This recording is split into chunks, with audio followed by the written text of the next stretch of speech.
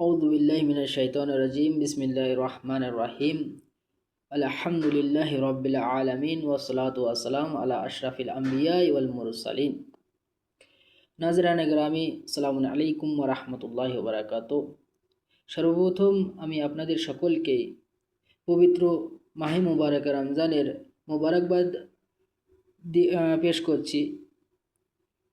আর সর্বপ্রথমে একটি কথা বলে দিই যে আজকে এখন তো এখানে ইরানে এখন 12টা 45 বাজে, বাড়িতে হয়তো ইন্ডিয়াতে বা বাংলাদেশ এখন প্রায় 2 বা 3টে বেজে গিয়েছে, হয়তো অনেকে সেহরি করছেন।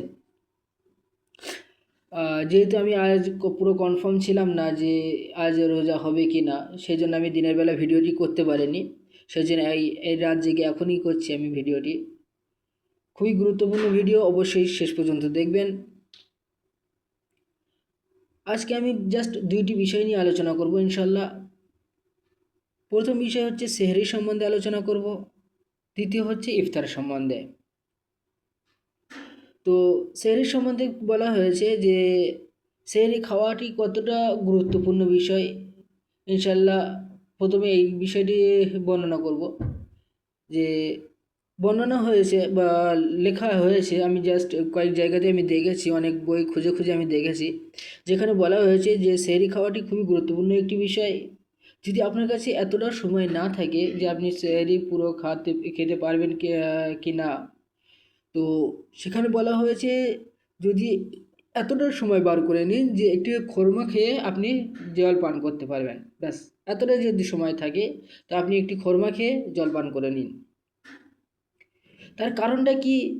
রিওয়ায়াতের মধ্যে বর্ণনা হয়েছে যে যে ব্যক্তি সেহরি খায়, আল্লাহ রাব্বুল আলামিন এর পক্ষ থেকে নির্ধারিত ফেরেশতা তার জন্য ইস্তেগফার করেন। আর যদি কোনো ব্যক্তি সেহরি না করেন তাহলে তার জন্য এই ফায়দাটি নেই, এই ফজিলাতটি তার জন্য নেই। দ্বিতীয়ত বলা হয়েছে যে সেহরি খাওয়ার সময় সূরা কাদর পড়া, সূরা ইন্না আনজালনা। আর এই সম্বন্ধে বলা হয়েছে যে যে ব্যক্তি সেহরি এবং ইফতারের সময় সূরা কাদর তেলাওয়াত করবেন, আল্লাহ রাব্বুল আলামিন সেহরি থেকে ইফতার পর্যন্ত সেই ব্যক্তিকে শহীদের সওয়াব আদা করবেন। আর 3 নম্বর যেটি বলা হয়েছে, তৃতীয়ত বলা হয়েছে যে সেহরির সময় দোয়ায়ে বাহা পড়া, ঠিক আছে?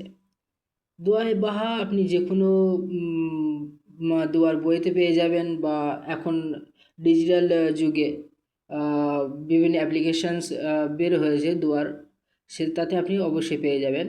জাস্ট আমি প্রথম লাইনটা করে দিই, যে তার আগে একটুখানি বলে দিই দোয়ায়ে বাহা সম্বন্ধে। বলা হয়েছে যে ইমামে রেজা আলাইহিসসালাম থেকে বর্ণিত হয়েছে যে এই দোয়াটি দোয়ায়ে বাহাটি ইমামে বাকের আলাইহিসসালাম প্রতি রাতে সেহরির সময় পড়তেন। দোয়াটি অনেক একটু সামান্য একটু বড় আছে, জাস্ট আমি এক লাইন বলে আমি চলে যাব যাতে আপনাদের খুঁজতে একটু সুবিধা হয়। বিসমিল্লাহির রহমানির রহিম, আল্লাহুম্মা ইন্নী আসআলুকা মিন বাহাইক, এরপরের থেকে এজামা পর্যন্ত, ঠিক আছে? আপনারা খুঁজতে আপনাদের সুবিধা হবে। দোয়ায়ে বাহা বলে লিখবেন, যদি ডিজিটাল যুগে এখন যে সমস্ত বার হচ্ছে, অ্যাপ্লিকেশন বার হচ্ছে, তাতে দোয়ায়ে বাহা বলে লিখবেন, অবশ্যই পেয়ে যাবেন। আর চতুর্থত বলা হয়েছে ইকবাল নামক পুস্তকে বর্ণনা হয়েছে আইমাই মাসমিন আলাইহিসসালাম থেকে যে সেহরির সময় এই তসবিহটি অবশ্যই পাঠ করবেন। এই তসবিহটি পাঠ করলে অধিক সওয়াবের অধিকারী হবেন। কি তসবিহ? বিসমিল্লাহির রহমানির রহিম, সুবহানা মা ইয়ালামু জাওয়ারিহা আল কুলুব ইলা আখির। শেষ পর্যন্ত আমি জাস্ট পড়বো না, একটু সামান্য একটু বড়, এটা আপনারা পড়বেন।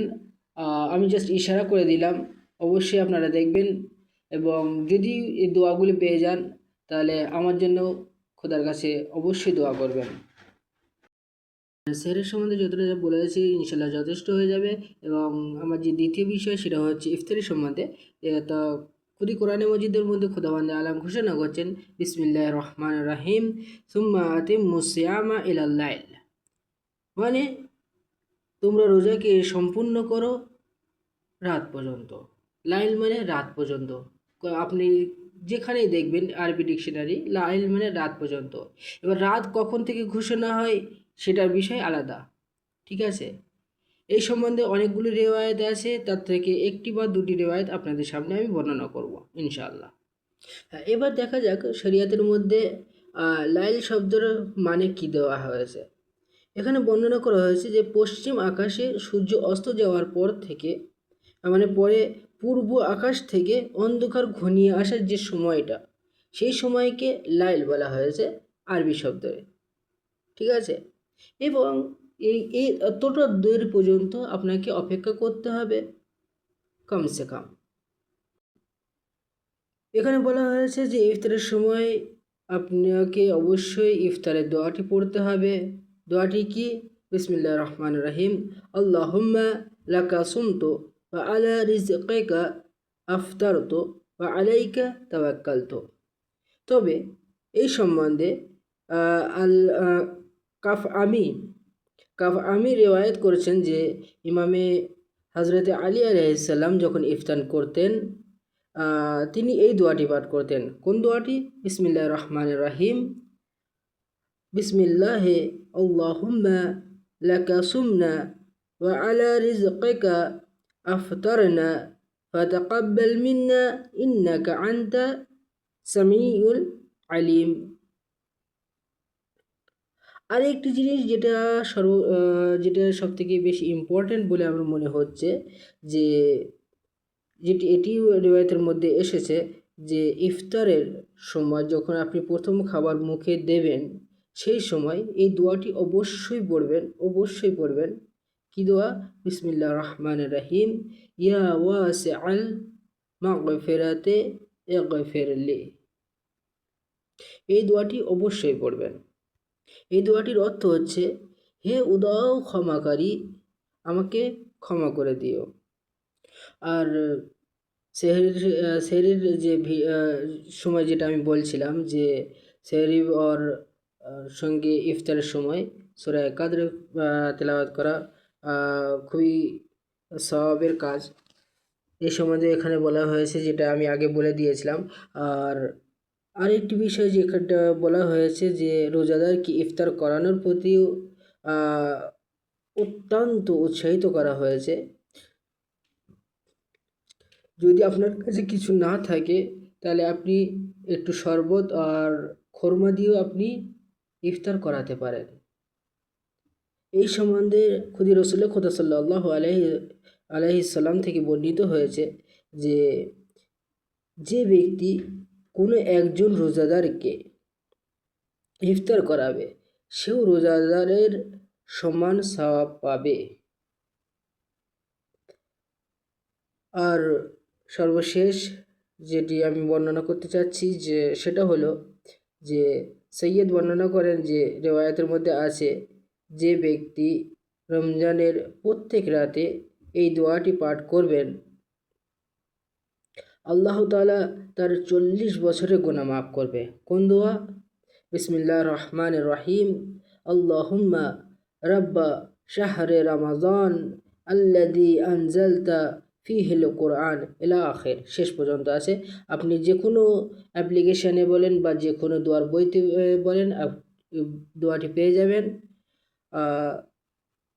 সো এতটি আমি আপনাদের সামনে বর্ণনা করেছি। যেহেতু ভিডিও অনেক বড় হয়ে যাচ্ছে, সেই জন্য এখন আর বেশি কিছু বর্ণনা করব না। এই পর্যন্ত রেখে আমি আজকের জন্য ভিডিওটি সমাপ্ত করছি। ইনশাল্লাহ কালকে আবার অন্য একটি নতুন ভিডিও নিয়ে চলে আসব আপনাদের সামনে, এবং চেষ্টা করব এই 30 দিনে বেশ কিছু জিনিস আপনাদের সামনে পেশ করার জন্য।